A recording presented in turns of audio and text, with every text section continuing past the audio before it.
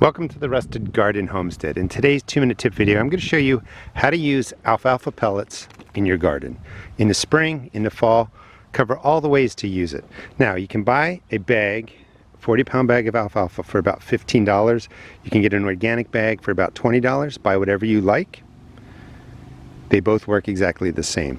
Now, the beauty of this is you're not paying a lot of money for 40 pounds of fertilizer. Alfalfa is about a 3-1-2 nitrogen, phosphorus, potassium, and you just scatter it in your garden. So in the fall, I would scatter it like this, work it down into the top 2 inches.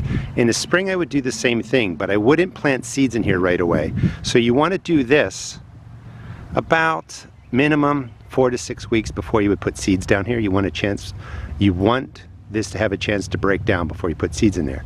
If you're good at transplant, you can just throw this down, dig a hole, transplant.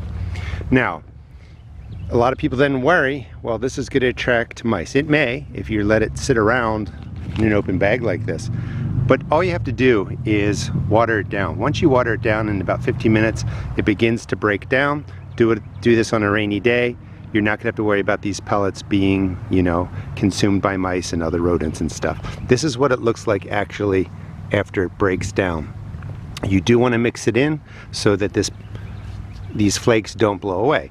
If you're going to plant right into, say, any kind of transplant hole where maybe you're putting in tomatoes, peppers, take about a handful like this, drop it in the bottom, mix it in a good 4 inches, and let it do its thing.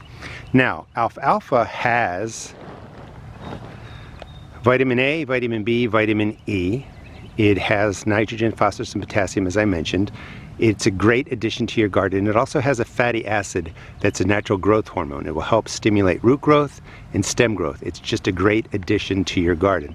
These are the basic ways that I use it. Let me show you some places that I'm putting it down today, show you how I use it again. This area of my garden is going to get some transplants. If your soil needs more organic matter, you can go a little bit more heavily on the alfalfa pellets. But I just want to show you how quick and easy it is to use the pellets. And this is a 40-pound bag, 15 to 20 bucks depending on what type you buy.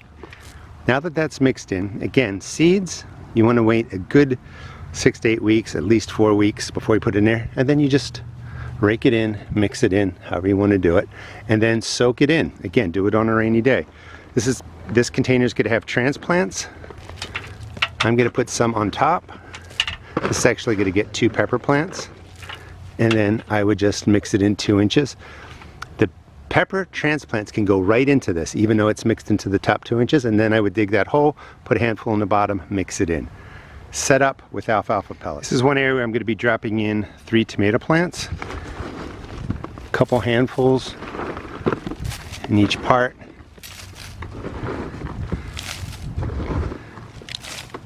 And then I would rake it in. One good thing to do is once you rake it in a little bit, you can put some mulch on top, keeps it moist.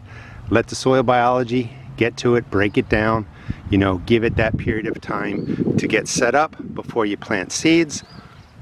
Let it do its thing. I recommend adding alfalfa to your garden. It has lots of benefits, and it does truly have a growth hormone in there that will help your plants out. Thanks for watching. Please subscribe. I do 2-minute tips every Tuesday and Thursday, and please check out my seed shop at therustedgarden.com.